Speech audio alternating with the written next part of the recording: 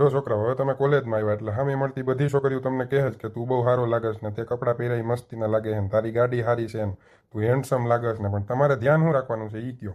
अच्छा હા સાહેબ, તમે એમાં કઈ ધ્યાન થોડું રાખવાનું. હવે કોલેજમાં આવ્યો ડાયરેક્ટ છોકરીએ સેટિંગ જ કરી લેવાનું. क्या बोला तूने?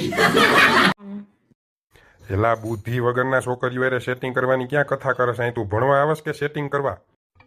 સાહેબ હું કહું, હા તું કેજી, આ તો હાવ જળકઢો છે. એલા આને કઈ ભાન જ નથી પડતી. તું કહે.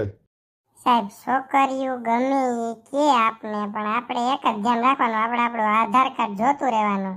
કારણ કે આપણું સાચું ડાચું કેવું છે ને ઈ આપણે એમાં જ જોવા મળે. मैं नहीं दिखाऊंगा એટલે સારું છે કે જડબારું છે કે કાળું કોદા જેવું છે ઈ ન્યા ખબર પડે. એટલે આધાર કાર્ડ જોતું રહેવાનું, છોકરીઓની વાતમાં નહીં આવવાનું.